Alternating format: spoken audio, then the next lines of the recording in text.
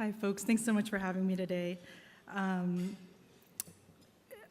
I don't want to spend too much time, but I did want to share a few stories because what I've found is that my experience with Crisadora is best summarized in these sort of snippets, these moments, these images that are really feelings that I carry around with me. And the first thing I wanted to start with is just sort of sharing that I was raised with the mindset and I grew up feeling like the opportunities, the world of possibilities before me was really limited to what my family could afford. And it struck me over the years, thinking back sort of with 2020 hindsight, the extent to which that is something that limits the kids, not because of what anyone has told them, but because of something that they've drunk in the water, that they've learned. If you come from a low-income background, you know that there's a lot of need in the world. You know that I was born in the Dominican Republic, and so I never considered myself poor till the first time I asked my parents what their adjusted gross income was so that I could apply to a college, and I was like, oh wow, that's lower than I thought. I never felt want. I never felt need. I come from a super loving household where, there's always warmth and everything we needed. And yet, statistically, we met a lot of the criteria for needing support. And that's one of these things that you just don't have a sense for while you're living it, that you yourself are telling you, that's not for me. I'm not welcome there. This isn't for me.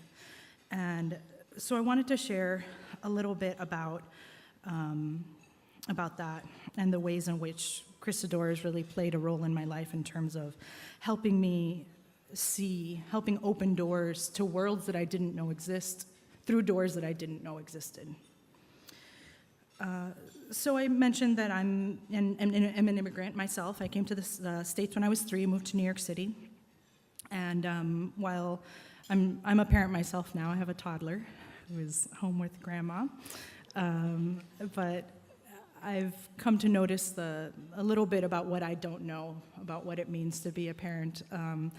But I imagine that when my parents came to this country, they were looking for what I see an immigrant's view of the American dream being, which is essentially a steady job that pays in dollars and a better future for your children. And I was always a good kid, trustworthy, responsible, mature enough, kind, etc. And I grew up in the very northern tip of Manhattan, just outside, on the border of Inwood Hill Park, which is just a gem for folks that haven't visited. It's an incredible place to be. And I could spend pretty much as much time as I wanted there as long as I was in the playground. I couldn't go to the sort of the hillside, right?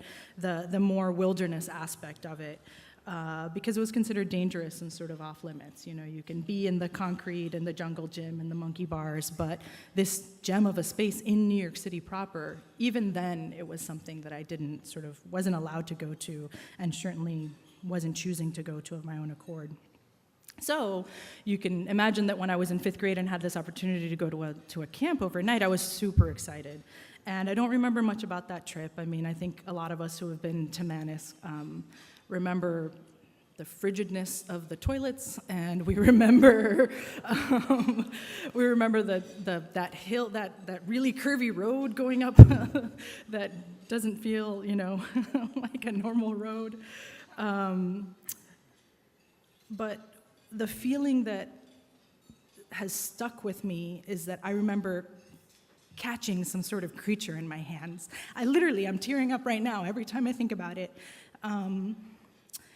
I think researchers have deemed this, they've called this sense of flow, this idea that you can sort of immerse yourself in something and lose all the worries that you have, and I think that was my first experience of it, to be quite honest.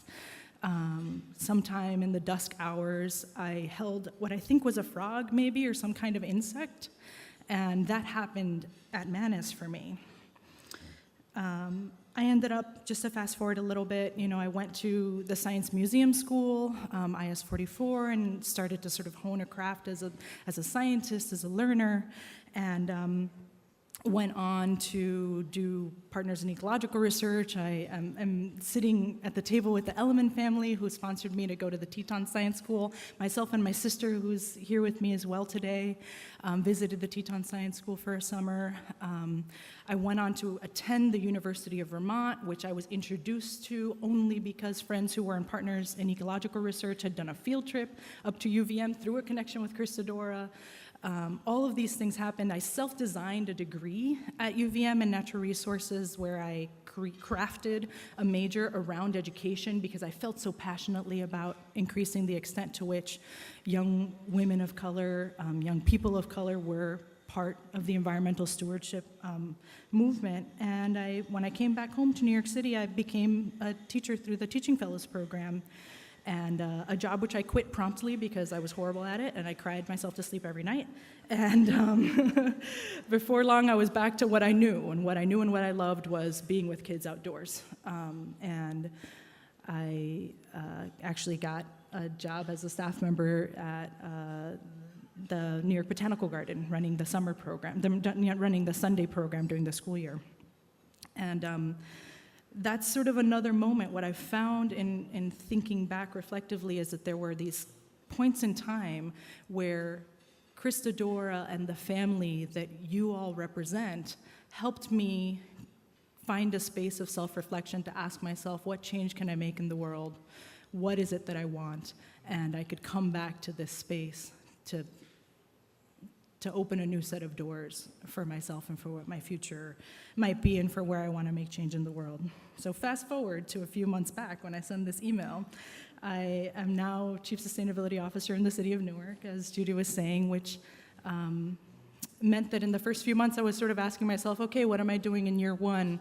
And I interviewed a bunch of people and sort of presented a little menu of options to Mayor Rajir Baraka, and he picked a handful, one of which included increasing the extent to which youth are leaders in the environmental movement. I was like, yes.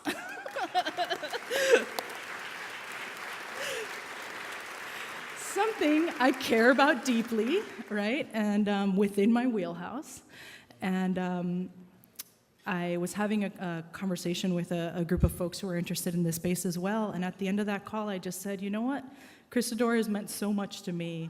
I need to reach out and just say that.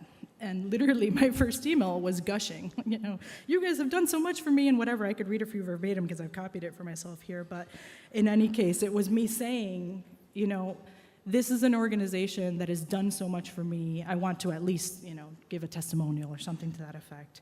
And it is my great, great, great honor and a complete surprise to be in front of you here today. What I want to leave you with is this thought that young people who grow up in New York City from poor backgrounds, maybe from immigrant families like I am, are not aware of things and therefore can themselves be putting doors to what they don't have access to. And the support that you guys give, literally the funding that makes these programs possible are creating vistas for youth that is just incredibly important because it shows them that another world is possible and it shows them what is possible within themselves as well. And I really, really appreciate being here tonight and thank you all for all of your support and thank you especially to Christodora and the staff.